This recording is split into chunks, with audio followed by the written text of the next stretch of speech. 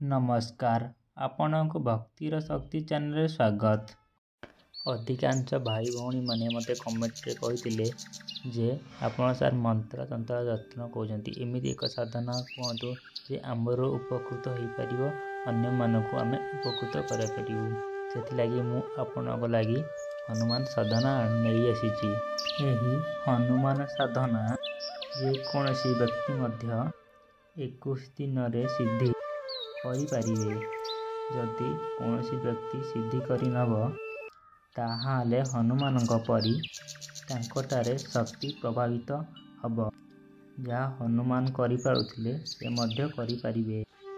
किंतु आपण माने सबुबले ध्यान देबे जे कौनसी साधना करिया पूर्वरु निहाती गोटे गुरु आवश्यक पड़िथाए। जदि आपण माने बिना गुरुरे यह साधना करने को चाहिए ताहले आपण माने कदापि यह करिपारिबे नाही। जदि आपण माने बिना गुरुरे यह साधना करने को चाहिए आपण माने यह कदापि करिपारिबे नाही। कारण जेकोसी साधना ताहा गुरुंक मुखरु शुणिले ताहा अति शीघ्र सिद्धि होइथाए। आउ गोटे कथा मन ध्यान दे शुणु। पर्यंत पूजा कले कौन देवदेवी आसबे ना। किंतु कौन साधना 21 दिन मासे पर्यंत करेंगे ताहाले सही देवदेवी आपण सामना निश्चय आसबे। किंतु कौन साधना किंबा पूजा विधि बिना विश्वास बिना श्रद्धार हो न थाए।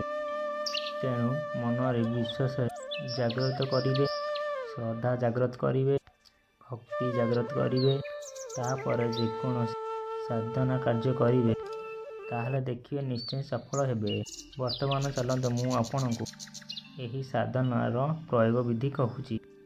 प्रथम आपण कैलेंडर देखि नियंतु। साधना करने पूर्व आपण मानक मु कही रखुची जे कमारशाला हो किंबा होल्डिंग दुकान हो लुहारे 85 कोटी कंठी गोल गोल माला को प्रस्तुत करी आणंतु। कौनसी मासर शुक्ल पक्षरे शुभ तिथि जोग थिबा शनिवार दिन ब्रह्म मुहूर्त उठी सर्वांगरे द्रव्याहुत लगाई स्नान करी ओदा वस्त्र पूर्व रखि एक पड़ लुहारे 85 कोटी कंठी होइथिबा गोटी माला को कौनसी काष्ठा आसन उपरे बसी 7 खंडी कदली पत्र अरुआ चाउल एवं कंचा क्षीर दे नानादि गंध द्वारा पूजा करिवो एवं निजे तृण निर्मित आसन में बसिवो। मु आपण मानक गोटे मंत्र दउची। मंत्रटी है ओम ह्रां राम राम तम महावीर हनुमंत यह स्थाने आगस कुरु कुरु स्वाहा। किंतु ध्यान देवे यह एकांत स्थान करा जाए। एही मंत्र को प्रतिदिन 1 लक्ष जप करी से स्थान निज हस्तरे रंधन करी हविष्यान्न भोजन करिवे। एहीपरि पवित्र भावे लोभ आदि त्याग करी उक्त मंत्र को दृढ़ भावे 21 दिन जप कले मंत्र सिद्धि हुए। एवं हनुमान साधना निकटरे उबा होई वरदान करती। एही वर प्रभाव साधक भूत भविष्य और वर्तमान समस्त कथा जानीपारे।